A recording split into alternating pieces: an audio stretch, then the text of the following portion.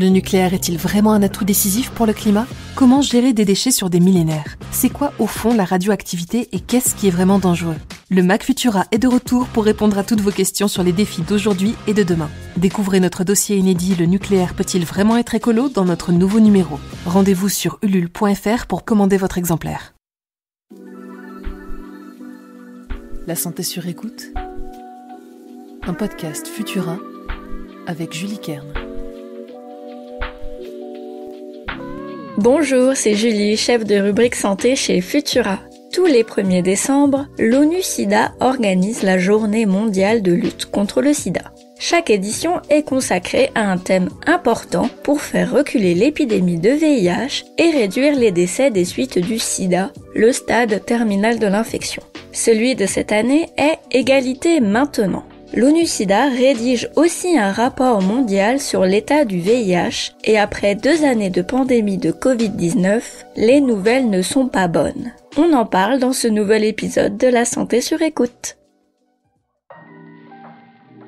Le titre du rapport de l'ONU-SIDA de 2022 est sans équivoque. Les inégalités empêchent le monde de mettre fin au sida.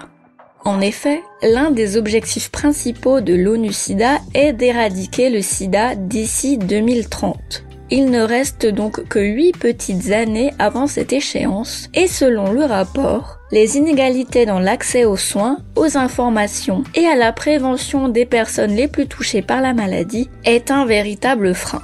Le rapport pointe tout d'abord les inégalités entre les sexes. En Afrique subsaharienne, ce sont les adolescentes et les femmes qui sont les plus exposées au sida.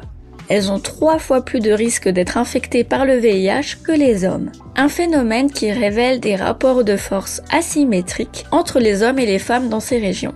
Certaines d'entre elles sont aussi victimes d'agressions sexuelles par leurs partenaires. Ainsi, les filles et les femmes ayant vécu des violences intimes au cours de l'année ont 3 fois plus de risques de contracter le sida. Les populations cibles des efforts de prévention contre le sida sont aussi victimes de discrimination, de stigmatisation, voire de criminalisation dans certains pays. La conséquence est directe pour l'humanité, le sida est toujours présent et les chances de le voir disparaître d'ici 2030 s'amenuisent. Mais qui sont ces populations cibles ? Il y a les hommes ayant des relations sexuelles avec des hommes, les utilisateurs de drogue, les travailleurs et travailleuses du sexe et les personnes incarcérées. Bien qu'elles soient très exposées au VIH, ces personnes-là accèdent plus difficilement à la prophylaxie de pré-exposition ou PrEP.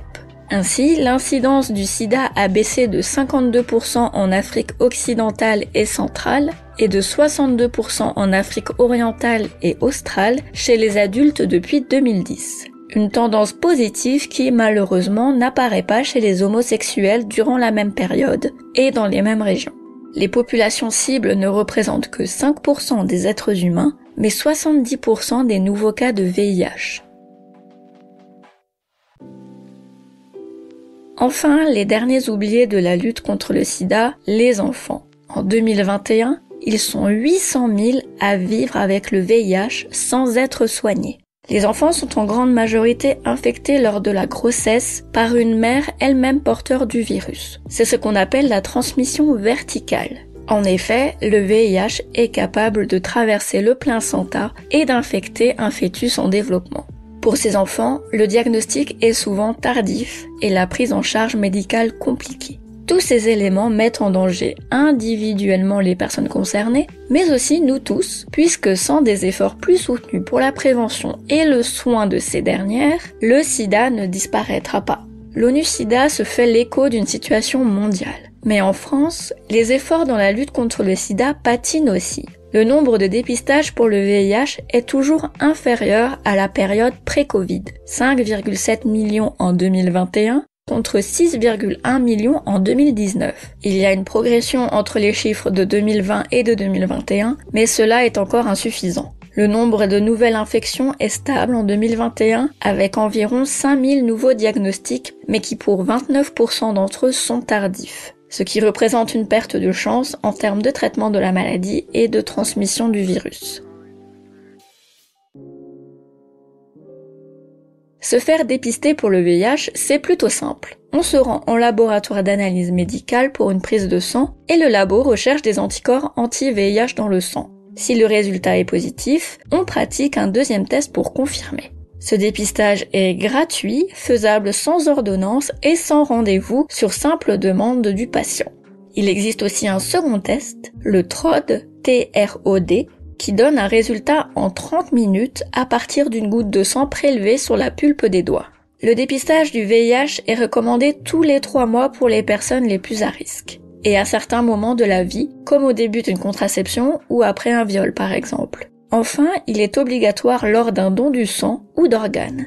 Le préservatif reste le moyen le plus efficace de se prémunir d'une grossesse non désirée et des infections sexuellement transmissibles. Par ailleurs, des médecins peuvent désormais prescrire des préservatifs à chercher à la pharmacie et qui sont remboursés par la sécurité sociale. Se protéger, c'est garder sa santé sur écoute.